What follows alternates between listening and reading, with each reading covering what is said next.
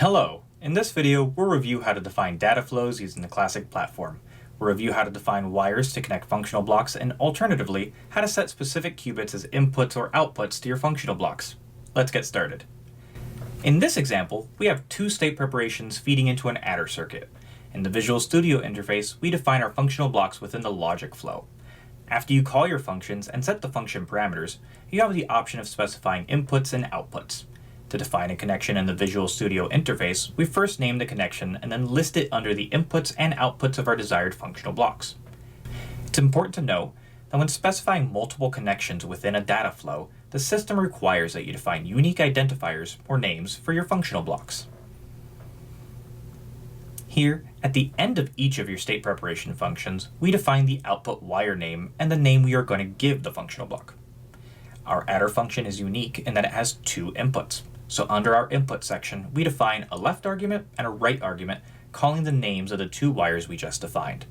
After naming our adder block, we're all set and can move on to defining our outputs and generating our circuit. If you're using the Python SDK, you need to first create quantum registers for each of our connections.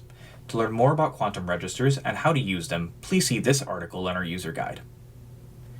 Where in Visual Studio, we defined our functional blocks within the logic flow, in the Python SDK, we define each of our functional blocks individually using the model designer. Here, we specify to the model designer that the state preparation with parameters, SP_params A, will have an output wire called X, and that we will call this functional block state preparation 1.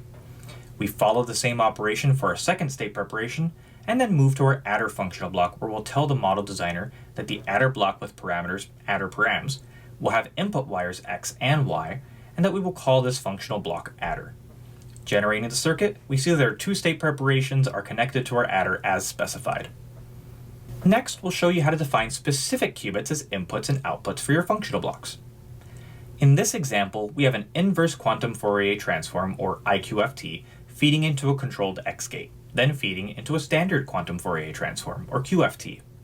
This is a circuit used in many modular addition algorithms and is the building block for certain Shor algorithm implementations. In the Classiq platform, you can refer to a single qubit or to a range of qubits. It's important to note that our qubit indexing is zero-based. So if you'd like to refer to the third qubit of our circuit, the qubit would be qubit 2 in our system. In our example, we specify two outputs for the inverse QFT. In our qubit indexing, -1 refers to all qubits except the last one. This is important since we want to reserve the last qubit for the controlled X gate. Moving to the controlled X gate, we specify the controlled input as coming from the inverse quantum Fourier transform's most significant bit, and label our controlled output MSB. Moving then to the last block, our quantum Fourier transform, we again label two inputs, LSB and MSB, making sure to specify the available qubits for those wires as being any but the last qubit. Replicating this in the Python SDK has the same indexing nomenclature and looks like this. As we showed previously, you must first register the wires you're going to use in your quantum algorithm, and the wire specifications are again performed using the model designer.